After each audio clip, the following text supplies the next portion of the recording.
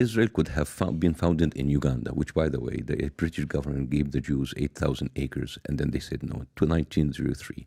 If Israel want to go to Uganda, you can have an Uganda Hamas. If you make people and put them in the lands of other people, there are already 2 million people that are already there, and then you just push them around, you will have resistance. Right? And the thing is, Hamas wasn't there since 1984. Hamas was created in 1987. Until 1987, Israel killed 100,000 Palestinians since 1948. It's not about the PLO, because Israel took Israel in 1948. The PLO was created in 1964. These are all a result of what Israel has been doing. Why do you mention Uganda? Because the British proposed that the Jews should move to Africa and Uganda. Pull up Uganda on a map, just so we're clear. What does that have to do with anything? What I'm saying is before the Israeli were the Jews were transported to Palestine. You know, right after that whole, World War II Holocaust genocide thing. No, before. Yeah. Before. During that time. No, before. Yeah. Before. I'm talking about 1882. Mm-hmm. When the Zionist movement started. Exactly, 1882. Gotcha. At that time, there were only 3% of Jews living in Palestine. Mm-hmm. And they were like different. They were like, they said Argentina, they said Chile, Madagascar, South Africa, and Uganda. In 1903, the British government offered the Jewish people about 80,000 acres in Uganda. Mm-hmm. And they said no. And the reason that they said no, so there's, there was like a big, this is very interesting, there was a big conflict between the rabbis and the secular Jewish movement. So the rabbis said, like, we cannot go, the rabbis were the one who actually objected, said, we cannot go to Palestine. It's like, what do you mean? It's the promised land. It's like, yes, it's the promised land when the real Jesus comes. So the secular said, well, maybe we should go to Palestine, and that will invite real Jesus to come. It was like a whole, by the way, this is all in Tudor Herzl memoirs. You can read about that. And even 1903, Tudor Herzl, in page 96, in the pamphlet for the Jewish state, he said, maybe the Jewish people should just get what they can. So what I'm saying is these were discussions at the end of the 19th century and the 20th century. And then there's like the movement that wanted to put the the Jewish people in Israel actually won, and it happened very, very, very, very slowly. By 1914, there were about 7% of Jewish people in Palestine.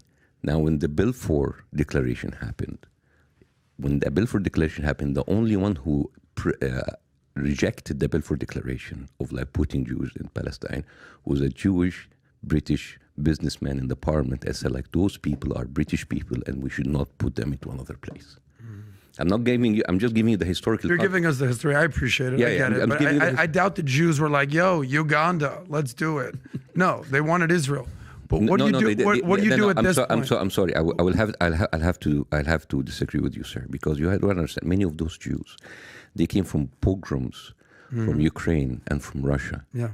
And then when they went to London, they were really treated bad, and they were called the problem. The problem. We need the solution. We need the solution. And this is why when Hitler came to power, he said we need the final solution. Of course. So you understand, all of these problems happened between the Jews coming from Eastern Europe when they went to England and Western Europe. So basically, the British people didn't like them, and they want to push them out. So by the way, I mean, we can joke about that, but seriously, the whole thing about Madagascar, South Africa, Chile, and Argentina, and Uganda, these were real discussions with real budgets. I'm very familiar with the Zionist movement. I get it. And then at a certain time, so 1914, 7%, and then the Balfour Declaration, and then the First World War, nothing happened. Second World War with the Nazis were like maybe killing everybody. Yeah. And then they started to go in mass in Palestine. But are you sensing a common theme here? They go to a country, they have success, let's kill them. They go to a country, they have success, let's kill him. This started in Egypt, they went to Spain, they went to Morocco, No, no, no. they no. went to Europe, No, they went to no, pogroms no, in no, Russia. Can I speak? Can I speak? Let me ask you a question. This is not accurate. Of course this is accurate. Sir, this is not accurate. What's sir. not accurate of what I just said? The whole reason that I say that is that they've been running around the entire world. Sir. It's called the Jewish diaspora. I'm speaking. I'll let you speak. You could speak for a half hour. I'm asking you a 2-minute question. There's a Jewish diaspora. They're running all over the world. It culminates in the Bolshevik Revolution, Zionism. It starts Theodor Herzl. It ends in the final solution in Germany. The Jewish people said, listen, we just need a state. You look at the map of the Middle East, it's as big as this room. We have a little tiny microphone. And then we're fighting over the size of this microphone when you have the entire room right here. So tell me, what should Israel do now? Does Israel have a right to exist and defend itself or no? So can I answer? I'll answer. Yeah, go ahead. So first of all, certain things that you said in that monologue was a little bit inaccurate. Yes, they were treated badly in Europe. They were treated badly everywhere. And they were not treated badly in Spain because that was under the Arab rules. Of course they were. What do you mean? It was called the Spanish Inquisition. Yeah, Look it up. Yes. Sir. The Spanish Inquisitions was done by the Christians against Muslims and Jews together. Okay. Muslims and Jews were sitting But together. it happened is what I'm saying. What I'm saying is, before the Spanish Inquisition, Jews lived in the courts as minister and as poets, as scientists under the Arab rule in Andalusia. When the Spanish Inquisition came in, they killed both Jews and both Muslims. So, well, the Crusades, we all know how that story goes between Christians and Muslims for decades and centuries. And you understand that the first crusade did not kill a single Muslim? Okay, but the third and the fourth and the fifth one did. What happened with the first crusade? Enlighten me. Tell me. The first crusade came out from England and they killed 2,000 Jews in Europe. They didn't even make it to Jerusalem.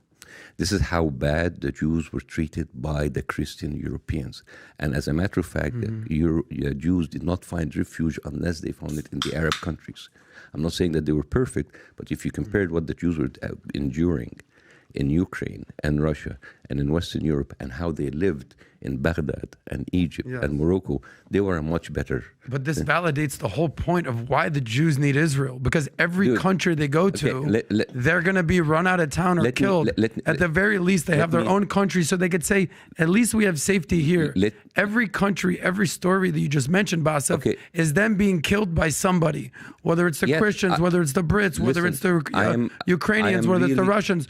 The whole point of Israel is like, we can no longer just rely on other people's niceties and empathy to not be murdered. Okay. So now we need a state of our own. Let me. You understand that? I understand. Let me continue. Yes or no? So all through these years, they were living peacefully, relatively under the Arab rule.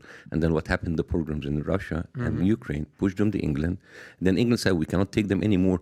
Push them more to the Arabs. At the time, Jewish people in the Arab world, especially Egypt, were living. The first people who actually did the cinema and the theater were Jewish Egyptian people who lived there all their lives.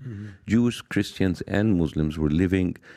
Right now, the department store, like our version of Macy's and Target, they all have Jewish names because they have part of the fabric of the Egyptian society for decades, way before the Jews from Europe came. And when the Jews from Europe came, there's two ways to come. You can come easily or you can come by force. They started to come with all of these ships, and then you have the Haganah, and you have all of the Zionist